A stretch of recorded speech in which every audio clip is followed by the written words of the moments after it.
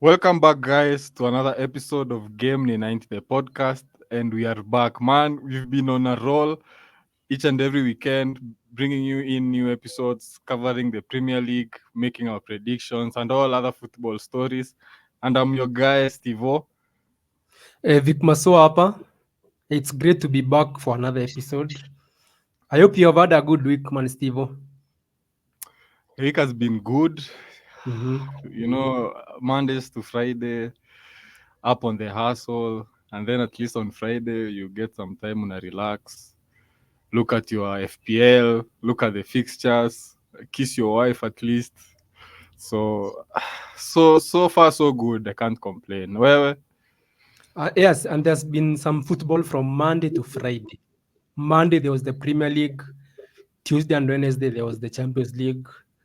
Wednesday, some mid-table clubs played in the Conference League and the Europa League.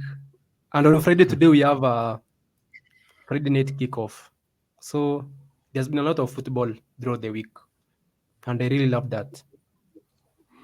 uh, coming to the close of the podcast, we'll see if we can touch on a few things about that. But for now, let's dive into our main agenda of the day. Match week 9. Match week 8 did not go as we had anticipated, but here's another game week. Here is another week for teams to revive themselves.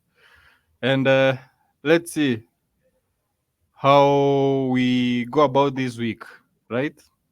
Yeah. So So let's dive in. okay. The first game of today, Leicester versus Forest. This is a Friday night kickoff, a 10 p.m. kickoff, and it is 14th against 8th in the Premier League table. To start off, Leicester, they had an unbelievable comeback against Southampton. They won 3-2 in that match.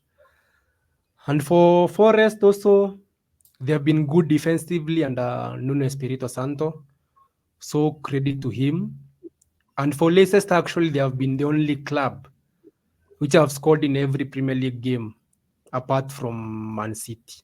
So they have scored in each Premier League game.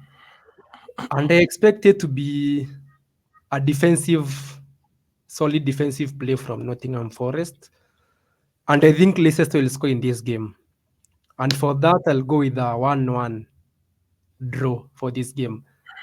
And Chris Wood will score another goal as he scored against Crystal Palace. You said that also, and it happened. Chris And Wood had he the scored. winning. Yeah.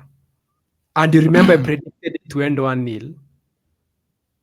Okay.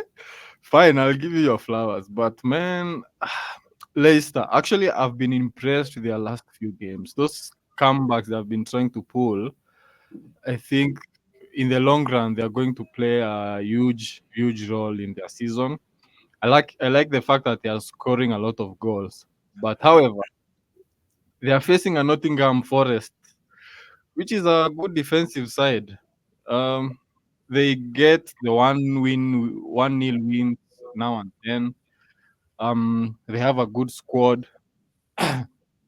and Steve Cooper is going to face his old employers. True. So I think for me personally, it's also going to be a draw, a high scoring draw, because I tip that Leicester will get a couple of goals. But Nottingham Forest are quite resilient. They'll also try to win the match, but it will all end in a draw. I'll go with a 2-2 draw for this one. Okay. Fair enough. Then we have the next game. That is Aston Villa against Bournemouth. This is a 5 p.m. kickoff on Saturday. And it's 4th against 11th. Villa have been on a good run this season. They're now on a 6-game unbeaten streak in the Premier League. They have also been very impressive in the Champions League. They have won 3 out of 3 in the Champions League. For Bournemouth, they produced the shock result of the Premier League season so far, beating 10-man Arsenal. 2-0. That was a very impressive display for them. But for this match, facing Aston Villa at Villa Park, I can't look no further than a Aston Villa win. They have been very, very impressive this season, and it will be a routine win for Aston Villa. 3-1 for Aston Villa. I don't think Aston Villa has envisioned losing to such sides in the Premier League. Now that they have established themselves in Europe, they have also established themselves in the Premier League. They are fourth on the table. That's quite impressive. Aston Villa getting wins, game week in, out, draws. Are they unbeaten yet? They were beaten by Arsenal at Villa Park, Or 2-0. right. So I think Aston Villa is going to be too much for Bournemouth, despite the fact that they are playing some good football. But I'll just keep it simple. I'll go with a 2-1 win for Aston Villa. Okay. Clinical, professional, no hassle, no sweat. Just get the job done. 3 points. As Okay. simple as that. Fair enough. We have the next fixture, Brentford against Ipswich. This is 13th against 17th. Also a 5 p.m. kickoff. And for Brentford, they have been the early goal specialists. They have scored early goals in 6 successive matches so far. So this means they like kicking off matches on a high note. And I think it will be the same case again. Remember, Yohan Wissa is back from injury. He came on as a sub against Manchester United, and this will be a big boost for the Bees. For Ipswich, I think I overrated them a lot. They were beaten comprehensively by Everton, and Haha. I don't think there's a way they will survive this season. There's no way they'll survive this season now they are playing. And for that, I think it will be another a good game for Brentford, and I tip them to win 3-0 with goals from Brian Mbuemo and Yohan Wissa. Man, I told you these guys are just pretenders. Yani ni ile tunasemaka amevaa ngozi ya kondoo. What do we say? Is a sheep in wolf's clothing, Exactly. or is it a wolf in sheep's clothing? Either way, the devil is the villain. But Mhm. honestly, Ipswich, they have been terrible. No win so far in the league.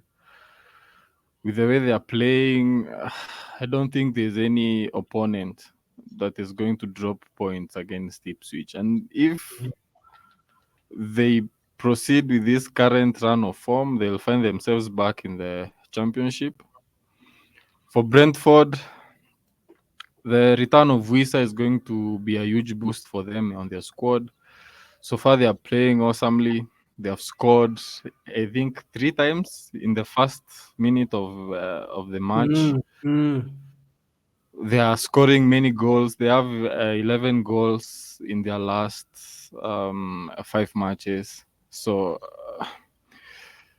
despite all that, they rarely have clean sheets. So, I don't know. Considering that I also have Flecken in my FPL coming to mind right now, Brentford are hardly putting in clean sheets this season.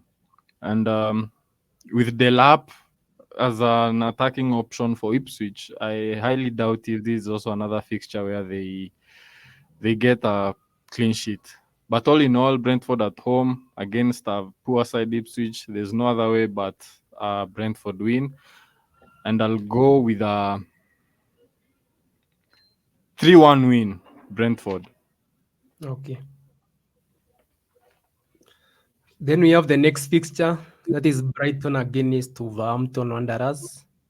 This is 5th against 20th, and it's also a 5 p.m. kickoff. Brighton have been so impressive so far.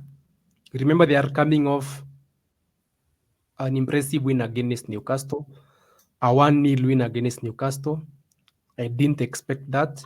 And actually, Brighton are unbeaten at home this season.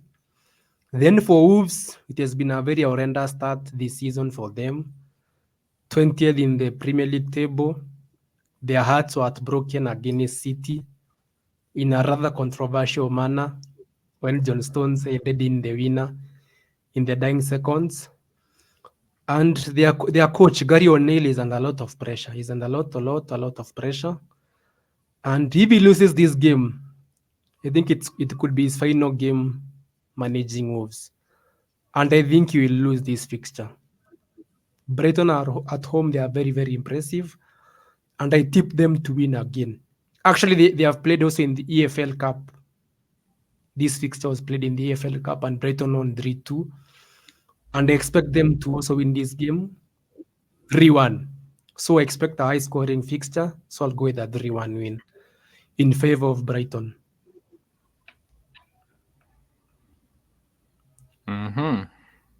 Okay. Wolves. No one would have expected that Wolves will be bottom of the table at this point in the season. I don't know what really happened.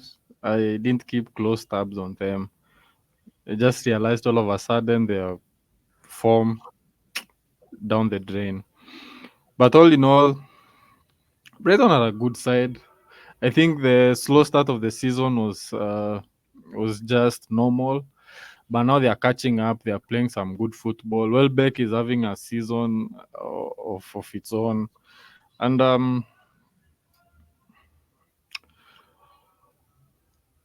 Brighton will win this match. It's as simple as that. Wolves don't have any shred of hope in them with the way they are playing. I expected that they would hold on to the very end against Man City, but it did not happen. I think I'll blame that on the mentality because if they just held on for a few seconds, they would have gotten a point in that fixture. But there are not so many options for Wolves attacking wise. They don't look like a threat at any point. So Breton Wanderers 3, Wolves 1 as you had also predicted. There's nothing else I could see from this match that screams a loss for Wolverhampton. Okay. Then now we have the mismatch of the game week. Man City against Southampton. This is second against 19th. And for City, you are coming off the back of very impressive wins, both the Champions League and the Premier League. And you have actually broken the record. Did you see that? The record for the most unbeaten games. 26, 115. 26 games. 26 games and counting unbeaten in the Premier League. So that's a very good record. But you also have some injury concerns. The likes of Grealish, Doku, Walker, and De Bruyne will be signed late for this game. But we have enough players to sustain us. The likes of Foden, the likes of Bernardo, the likes of Savinho. So yeah, we are very sorted. Then for Southampton, man, I think it is a guarantee that they'll be relegated. And the game against Leicester summed up their season. There is no way you go 2-up at home and lose 3-2 and expect to survive the Premier League. It has never been heard of. And even the players, I think, on the back of their minds, they are telling themselves, if we can lose against Leicester and we give away a 2-0 lead to be beaten 3-2, what about the likes of Man City? When we meet Man City, when we meet Chelsea, when we meet Liverpool, what will happen? And for that, I think it will be a thrashing, a proper thrashing for Southampton. So I'll go with a 4-1 because I know City, we can't keep a clean sheet. And you can back Haaland to score a brace here. I know he has been silent, he has been anonymous for the last few game weeks, but you should expect a comeback in this fixture. So I'll go with a 4-1 win for Man City. You know, there's something you don't want to admit as a City fan, and it's the fact that you guys are struggling. Now, hear me out. How are we struggling? Listen, hear me out, bro. Now, um, I've heard you talk about replacements for Kevin De Bruyne, replacements for Rodri, Grealish. and Grealish. And the reason I'm loving this is because these have been among your key players for I think 2 seasons now, Mhm, and they've helped you, especially in rotation and all that, to clinch the mhm, Premier League and also the Champions mhm, League. mhm, But now of late, for the last 3 matches, mhm. one, Haaland has been ghosting. It's a high fact we start realizing that this guy, if he doesn't touch the ball, he becomes no threat to any opponent. So if you are able to isolate Haaland from the ball, that's one piece of the puzzle. Number two, the likes of Doku, likes of Savinho and Nunes. These are rotation players. We cannot tell how good or how okay based on their performance we can't expect consistency like that of likes of Kevin De Bruyne. Also Foden. I don't want to. I know this is controversial, but also Foden has not been consistent for most part of this season, and that's why you see you're closing off matches at the very last minute. This was a let's not say a, it was a deserved win, yes, against Wolves, but they had a chance to grab a point. The previous match was who? The previous match for Man City, Mm-hmm. before Southampton, who was it? I don't really recall, It but I remember was it was also a very close win. I also remember that game. yeah. So I think you guys. I think it was against Fulham, and you guys won 3-2. 3-2. Yeah. Yeah. So with these narrow wins, I understand it's always for Pep. A one goal difference is just 3 points for him, but If you we win need to 5 real. nil, if you win 10 nil, if you win 1 nil, the Uh-huh. points are not the same. The But the the three point points is, is what that matters.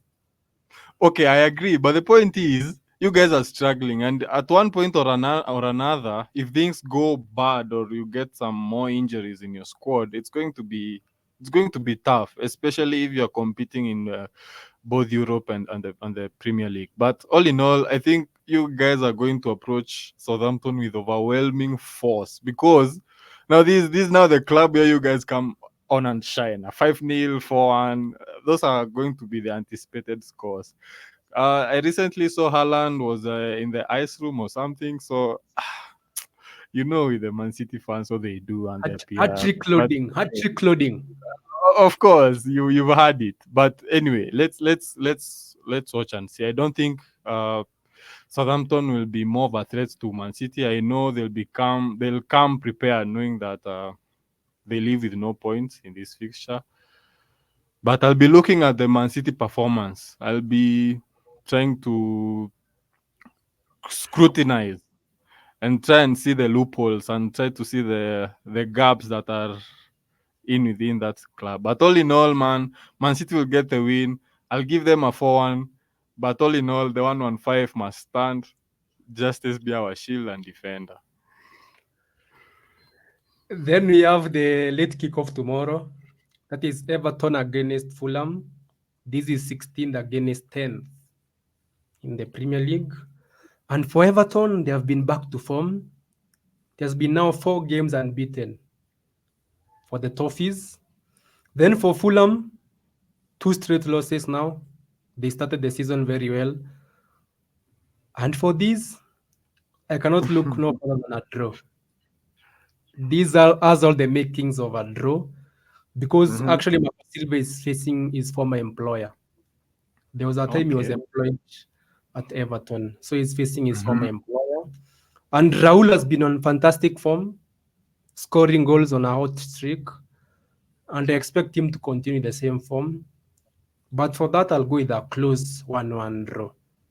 Nothing to separate these sides. Now, for me to make this prediction, I first have to know who is more hungrier for the points because I think these are This You match could has a you winner. could you could say Everton are more hungry for the points because they want to distance themselves from the relegation zone. But uh, Fulham are also a good side. It doesn't mean the fact that they are away is going to be a hard match for them. And also, the Raul Jimenez factor, I think, is a classic number 9. The way he has been playing of late, I love that guy. He's been playing some awesome football. And I can't take it away from the fact that Fulham are looking poised to win this match, in my opinion. I know Everton have been trying to remain consistent without losing. I've seen in their last 5 matches, they've only lost one, and it was against Aston Villa.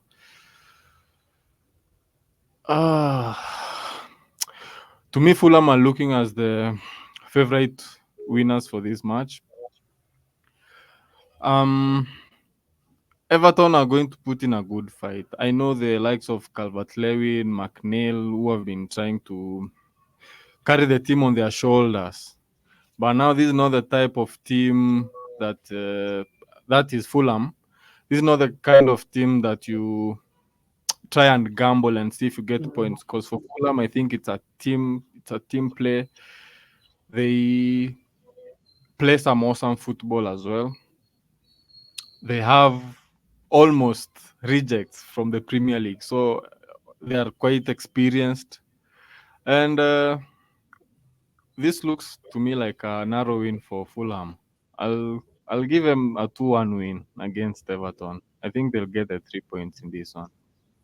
That's so bold of you to back Fulham away from home, especially at Goodison Park. That's very bold. I knew for a fact that Everton are at home, but it doesn't mean just because the opponent is away they have a lesser chance of winning the match. It all falls to your preparation and your form. And with the way Fulham are playing right now, I don't think Everton is going to stop them. I know Everton will put in a good game, but Fulham will slightly have the edge over them. They'll get the points, 3 points in this one. Okay.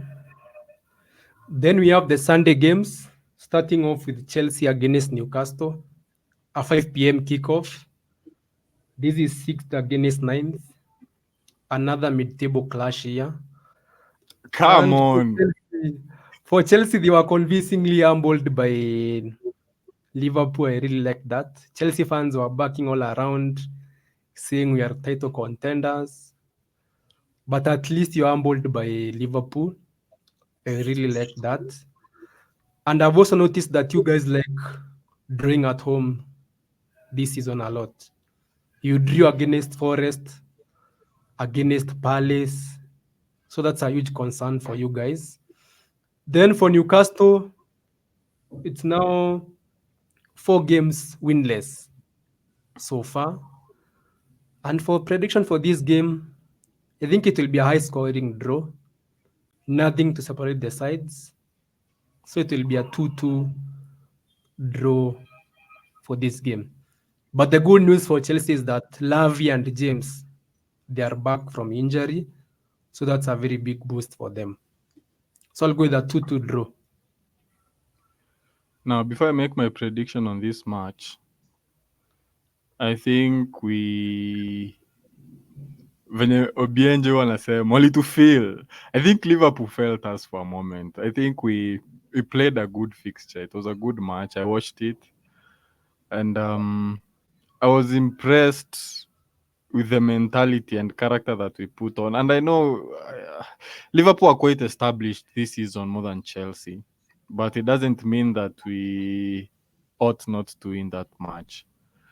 But we We take also our have to talk about commiserations. Nico Jackson, man. Nico Jackson Hmm. has been in great form. He's going under Bro, the he's our radar. star player. I think personally, is my star player. Not let me not put all the Chelsea fans all together, but I think for me, he's my star player. Considering the growth, we've put so much hope in him. I know there's a point where Premier League haters, everyone, the fans, they didn't have trust in this guy, but time has told us that he's a good striker. He's a good part of the team. Um, with every substitution that happens on Jackson, most of the time it disorganizes us, and I think he's a good complement to a player kind of called Palmer. And all in all, bro, our team, everyone is a star, man. Everyone is playing his role perfectly. Um, we lastly won in our EFL conference. against Farmers Listen, and bro, part-time mechanism. but the thing is, this is the second game you've scored 4 goals in a row. And this is the season where we see that by the time we get to fixture 18, 19, we'll have scored close to 30 goals. And that is a huge, huge achievement for Chelsea. Con- uh, this match against Newcastle, I'm afraid, to be honest. I don't like when these teams in poor form come to play against Chelsea because with the way we are playing right now, Newcastle is still a good side. The fact that they've been losing doesn't mean or discredit the fact that they play some good football. That's why I'm afraid because these are the kind of matches where we go and get shocked. But I'm It's going to true. back my team in this one. I'm going to back my team in this one. I think Cole Palmer's back. This is the game now where he tries and get back to his scoring and assisting form. So I'll just go with a narrow 2-1 win for Chelsea. But doesn't dispute the fact that I still see that if Newcastle come on their good day, they might frustrate us. If not a draw, they'll get the 3 points. But my prediction, I think Chelsea, right now with the way we are playing, these are must win for us. I'll go with a 2-1 win for Newcastle. Okay. Then we have another 5 p.m. kickoff on Sunday. A London derby. This is Palace against Spurs. 18th against 7th. And now it's back-to-back London derbies for Tottenham. Remember they faced West Ham in their last fixture. And for Palace, they are still chasing their first win, man. And they are in 18th in the Premier League table so far. They are looking horrendous to start the season. I don't think Palace fans envisioned this start to the season. Considering how they ended their last season, this is horrendous for them. And actually, Spurs have scored the second most goals. Only behind, guess who? Only behind Mhm. Man City. Only behind Man City. And they have won the last 3 of their last 4 matches. But now the big issue of Spurs is that Son has been ruled out for this fixture. So I don't expect him to play. And one thing for Spurs, I can't trust them, man. Because Spurs, they blow hot and cold. One time they win 4-0, then the next game they are beaten or they draw. And for this fixture, I expect the same. Because I know the Palace fans will be buzzing at home. And it will be a very nervous game. So I expect a 1-1. A low scoring game. There's no way, man. Tottenham will score goals in this fixture. What do They you have think it's no a son, 1-1? man. There is no son. But there's Brennan Johnson, there's Kulusevski, Bro, there's we are talking about Madison, Spurs, bro. there's Solanke. Okay. I get your point. But A team that was ahead 2-0 at halftime and they were beaten 3-2 away from home. This is a side that can today, crumble anytime. The problem with the Spurs is that they can crumble anytime. They can look what do you good at think? 1 minute Mhm. and very bad in the next minute.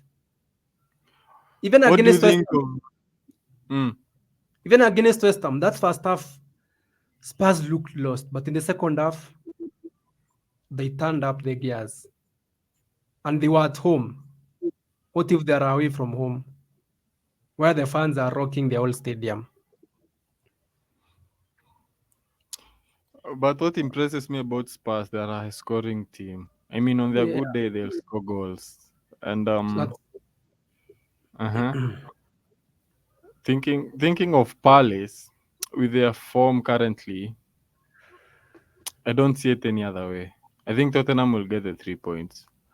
and I think Um, for Palace, if you could have asked them a top six side that they would like to face right now, between Arsenal, Man City, Chelsea, Spurs, Man U, or Liverpool, 9 out of 10 times they could have told you we want Tottenham. is it because of the rivalry or because of their form? They Because think that they could because get three Spurs are points. shaky, bro. Spurs are very shaky. I can tell But you that bro, for have a you fact. seen their football? Have you seen the way they are playing? They are I very, know. The thing is, you can't go far if you're not consistent. If you just flip flop, today you win, you lose. That does not guarantee you a top spot in the title race. But in a match of football, I think any day Spurs will go past Crystal Palace, especially this season. And for me, I think I'll go with a high scoring. I know they don't have Son, but I'll go with a 3-1 win for Spurs. okay. We'll see about that. We look forward in the next podcast. I'll remind you of this moment, my brother. Mark it. We've put a Okay. star on it. Then we have West Ham against Man United, a bottom of the table of clash. This is 15th against 12th. Also a 5 p.m. kickoff on Sunday. And for the Hammers, it has been a slow start for them. Remember, they lost against Spurs despite leading.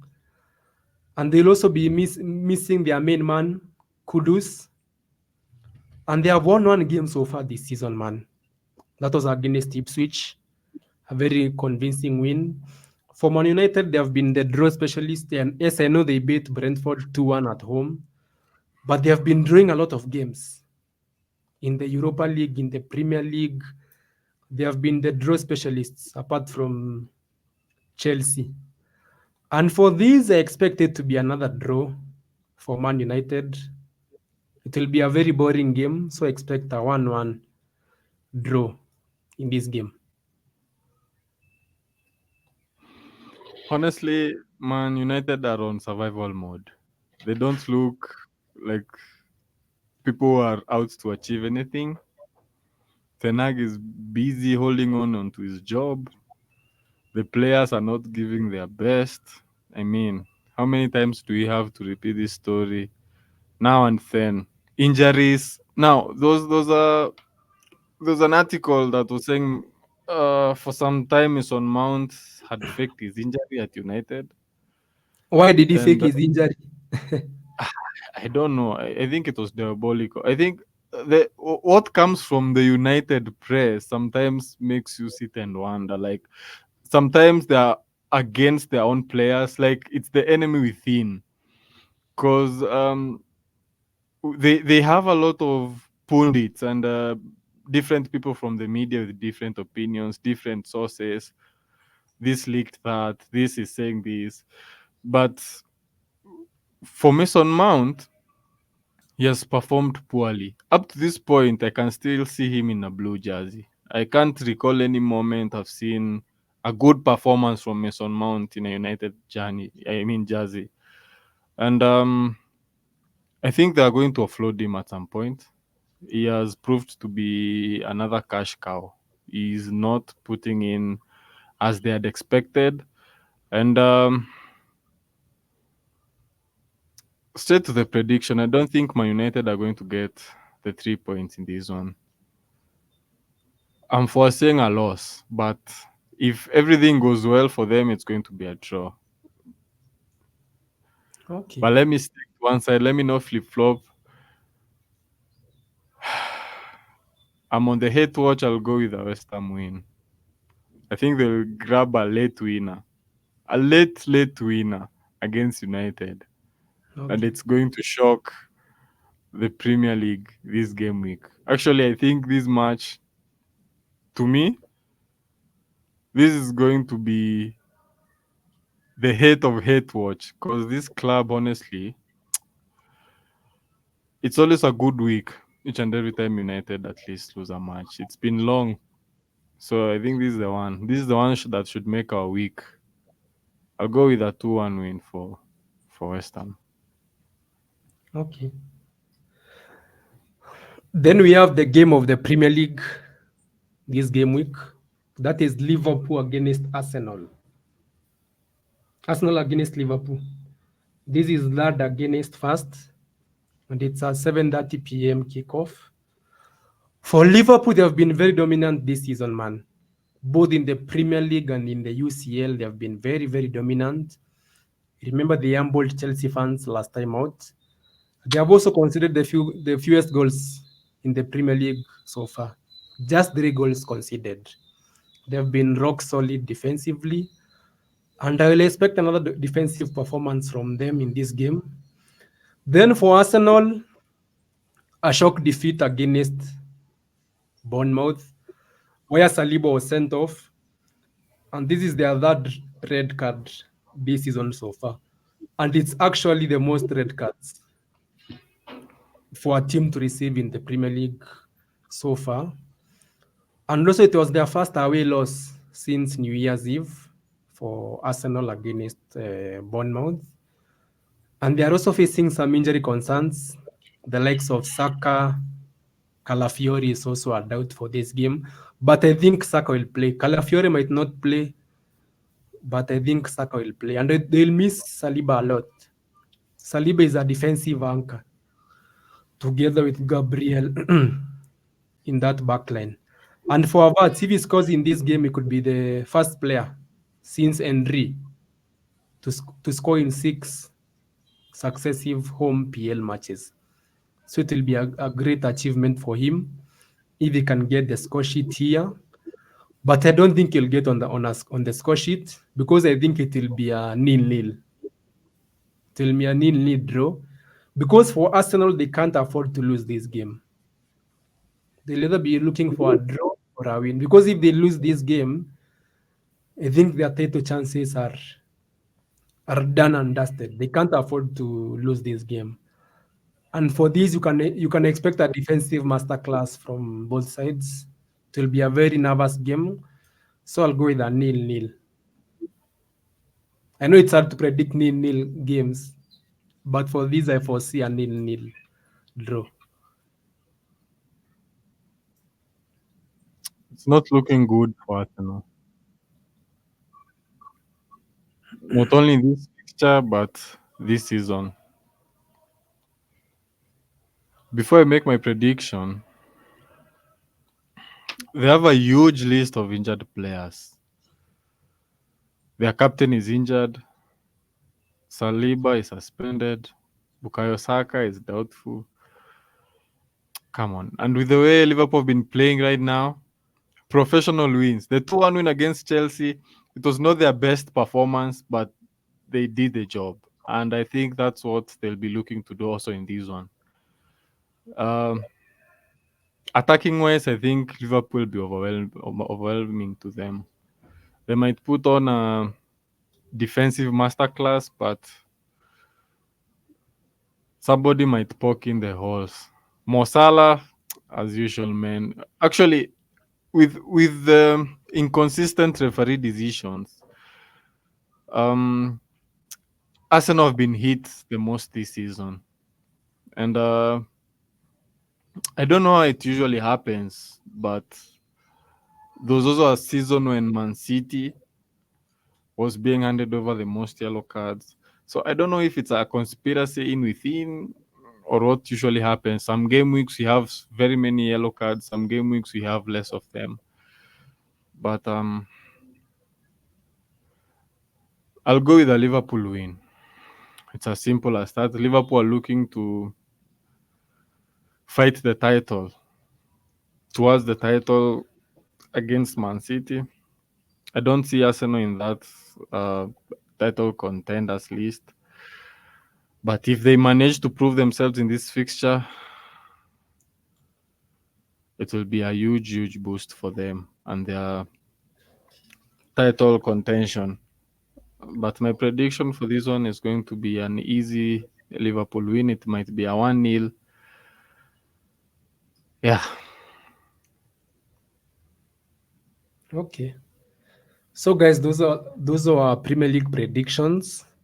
Let's see how the weekend goes for these games. Then now we have the biggest game of this weekend, a La Liga clash. I don't know.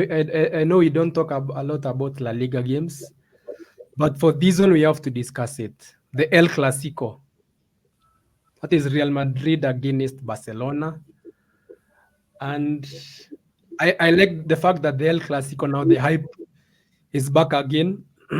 Remember when Messi and Ronaldo left La Liga? The hype for the Clasico had died down. But so far, currently, El Clasico is back on its feet because both teams are on form. They are stacked with talent, the likes of Vinicius, the likes of Yamal, the likes of Bellingham. These are very, very top talents. And for both clubs, they have been in very, very good, impressive form, both in the La Liga and in the Champions League. Real Madrid, an impressive comeback win. I knew it would happen because I know Dortmund, they are perennial bottlers. So that was expected from Real Madrid. They won that game 5-2. Hat trick from Vinicius Jr. Then for Barcelona, we completely destroyed, decimated Bayern Munich 4-1. And that was also a very good, impressive win. But for Real Madrid, they are unbeaten so far this season. So that's why they are second and Barcelona, we are first. There's a game we lost. It was against Osasuna. Yeah, we lost against Osasuna. But for Real Madrid, man, what happened to Bellingham? There's a time you called this guy the best in the world. But so far, no goal. Even in a Bro, 5-2, he can't get a goal or an assist. What's up with him? there's one guy who told me this would happen. And It was me who told you. I told you that these guys are proud. I told you so. no, no, no, not the fact that actually Bellingham is a top player. I will not pick any other player But he has been again. overhyped by the English media. That's the problem. The problem is the roles. The roles have changed with the coming of Mbappe. Mm-hmm. His role has slightly changed, and enter Mbappe, exit Tony Cruz. Now there's a huge gap which is still there in the midfield of a top player that can put in crosses, game in, game out. And for Bellingham, last season we played more like false nine who had a free role, and this is what really helped him to clench all the goals and assists that he had last season. But that's not to say that he's having a bad season so far. I know he's under scrutiny a lot, especially by English media and all that. But I think he's putting in a shift for the team. He's playing well. I don't think there's any match that he's failed to average a rating of 7, which is A rating quite without a good. goal. What's that? Bro, forget about, okay, I know he has been scoring goals and they'll come, Which but goals? his role He has not scored any goal in the for team. Real, bro. Listen, in the team right now, his roles Yeah. are different. Mm-hmm. Okay. Mm-hmm. But now in his role, he's Mm-hmm. playing well. He's putting in the tackles. Mm-hmm. He's assisting in the flow of the game. Mm-hmm. He still does his defensive job. Mm-hmm. So I think personally, he's a good player. And with time, you Mm-hmm. see the likes of Lucas Vasquez. Mm-hmm. Lucas Vasquez has become a utility player for Madrid. Actually, Mm-hmm. he's among the 5 team captains for the club. Mm-hmm. Mm-hmm. He started off as a right winger. Mm-hmm. He was average. Not let's not say he was the best, but he was average, and he was playing well. Now he's a right back. He's playing well. Now the situation with Bellingham, I think he will evolve to become a player that can play in any role in the midfield. I think. Right now, there's a lot of, I don't want to say confusion, but we are still yet to find the best way to play, especially with Mbappe, Vinicius, and Rodrigo. We also have a midfield battle there. We have Kamavinga, Chouameni, Valverde, and Bellingham. So there's a lot of pressure, especially from the coach's side, to figure out which is our best first team at the moment and how do we play. Because with Mbappe, we are now even going to other styles of play which we were not used to. But I know we will adapt. But that doesn't take from the fact that we are going to beat Barcelona.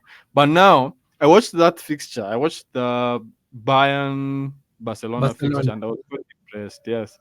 You Bayern should give Barcelona. credit to Hansi Flick, man. He has been very impressive. He has changed his Barcelona side. Oh. And what even impresses me the most, that team is young, Very 21, young, 7. very, very young. I was impressed by the performance of Kubasi. Kubasi is a Like, defender, right? a very good centre back. 17 years, Mm-hmm. playing like an adult in the Mm-hmm. defensive role. I think he managed to hold down Hurricane so well. Mm-hmm. And Mm-hmm. I, Rafinha, he has been Rafinha, so the team explosive captain, this season, man. Even at Leeds, man. he was not this. Yes, he was a very good player at Leeds, but he was not this because to score an hat trick in the Champions League, not everybody scores. You know, Bukayo Saka It's has like never scored an hat trick in the Premier League, in the Champions League. Rashford. Rashford has never scored a hat trick in the Champions League. You And to know, score that's the against thing. Bayern, bro, to score against Bayern Munich, not everybody does that. He is among your most experienced players in that Mm, club mm, with the age. mm, But now we have to give it to Hansi Flick. I think with the way he's playing, he's so passionate about that club. He's playing some awesome football. But mm, now the difference comes here. Mentality. You know, for us, there are a few fixtures that we consider like finals. We have the actual UEFA Champions League final. mhm, We have the El Clasico mhm, and the Atletico Madrid, the mhm. derby. Those are the three fixtures. However hard our season is, those are the three fixtures that we consider as finals. And the good thing about this, and I remember I told you, we are at a very exciting period in the football world. There are a lot of things that are really playing a huge part, especially at a time like it was not by accident that Vinny Jr. scored a hat trick against Dortmund. Mm.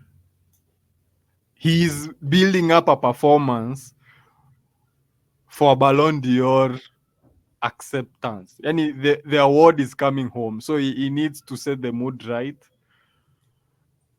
And now it's going to be even a harder job for Barcelona, who are coming to the Bernabeu, where we are going to close the roofs and the fans are going to be singing Hala Madrid, deafening the whole area, and expect that Barcelona are going to come out with a result. My friend,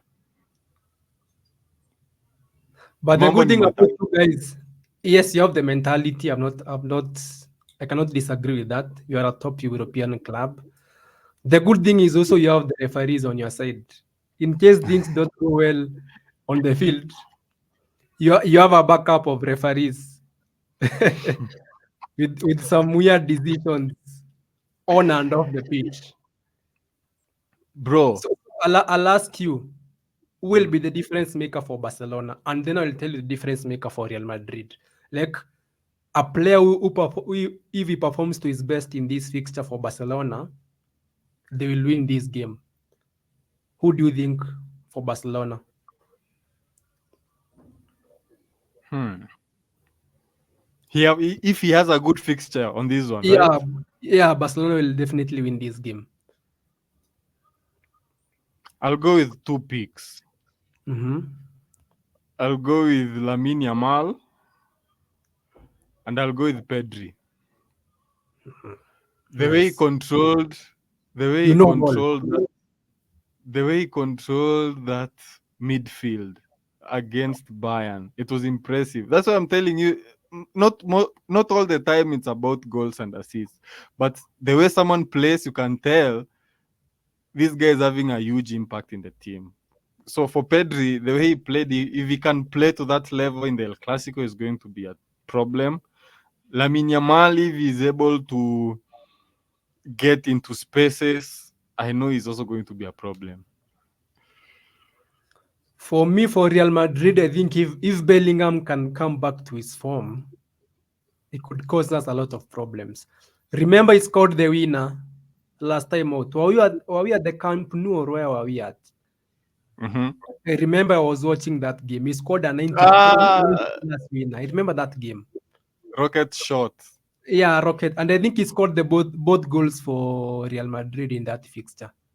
Mm. And I think if he can come back to form again, it will cause huge problems.